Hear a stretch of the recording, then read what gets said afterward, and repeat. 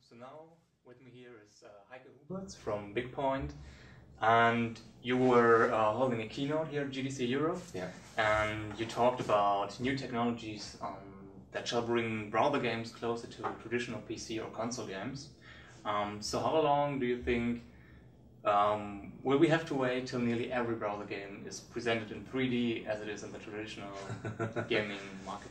I don't think this will happen ever. So there will always be a market for browser games who are just really purely browser based, especially in the casual games market.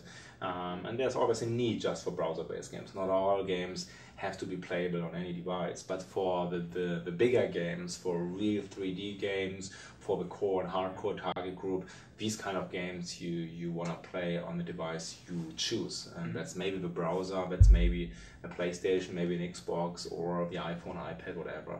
And for that reason, we believe very strong in cross-platform and 3D, because we are developing games exactly for this target group. All right.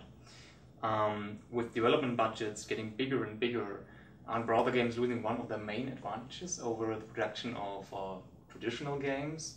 And if this trend is going to continue, will the current monetization models still be sufficient? I think so. I think that in the future we will have more and more combined games. So if you're talking about social gaming, browser gaming, then there is no difference anymore. If it's now a social game or a browser game. Just look at what Zynga is now doing. Zynga will launch in the next weeks or months their own portal called Z-Live, and they pull out their games out of Facebook. So maybe not 100%, but they will offer also their games through their own portal. And then nobody will talk anymore, this is a social or Facebook game. They talk, okay, that's a browser game or that's an online game. So about the specific niches, the user don't care. The user just want to play. They don't call it a Facebook game, they just call it a game. They want to play it. So I don't think there will be a big difference in the future anymore about the naming. About the business model, I really believe that microtransaction is the future. The people, they want to decide how much they want to pay, they have to pay, and when they want to pay. So the decision is not made by subscription fees that you have to pay every month $5 or $10, or that you have to go on the store and have to buy for $50 or $60 your game. You want to decide, okay, if you like the game, if the fun was good this month, then you pay maybe $5 or $10 or even more. But the user should make the decision and not the developer or publisher. If your game is good, if you have the right quality, you shouldn't be worried about it. Okay. With all this new technology, bigger budgets, well-known IPs, Battlestar Galactica, for example, do still small independent developers have a chance on the market? Absolutely, absolutely.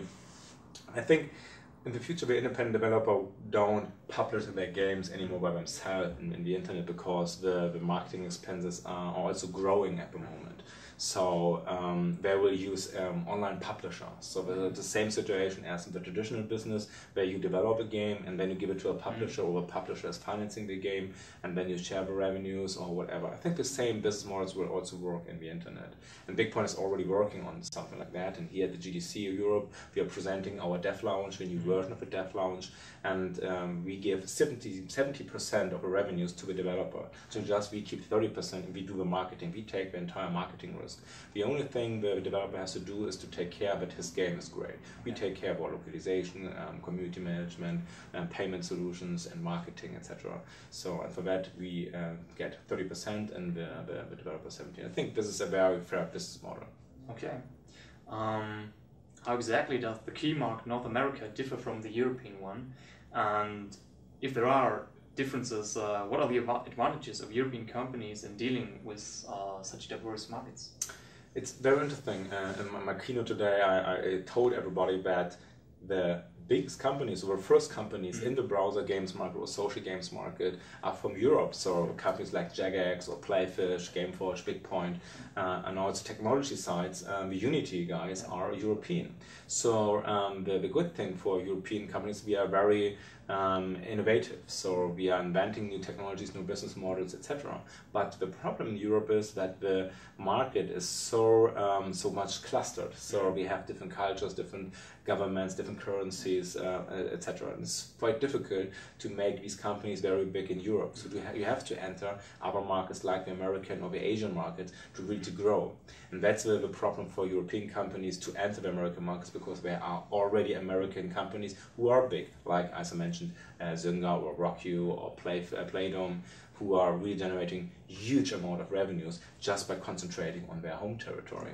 So the only advice I have for people: go very early in these markets to generate good revenues. And I think exactly now, in 2010, the time is right to enter the American market, because there are not many companies concentrating on the browser game segment. They are all concentrating on the social gaming. Yeah. And if you develop games in 3D for the core and hardcore games market in the browser, you should go now in this market and be successful. And that's exactly the reason why Bigpoint moved a couple of months ago, or opened an office in San Francisco. We not totally moved, by the way, so they're still the headquarters in Hamburg.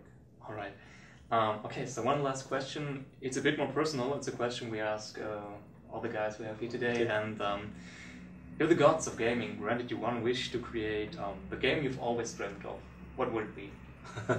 I'm a big fan of FIFA, so the Electronic Arts soccer game, and I always dreaming to play this game on the browser. So we already worked on such a game a couple of years ago, but it was not that good because the technology was not there. But I think FIFA Online, a real FIFA Online, would be a thing I would like to play. All right. Perhaps we'll see it one day, made by Bigpoint. We'll see. So long. Have fun here, GDC Europe, and thanks for coming. Thank you very much for being here. Bye. Thank you.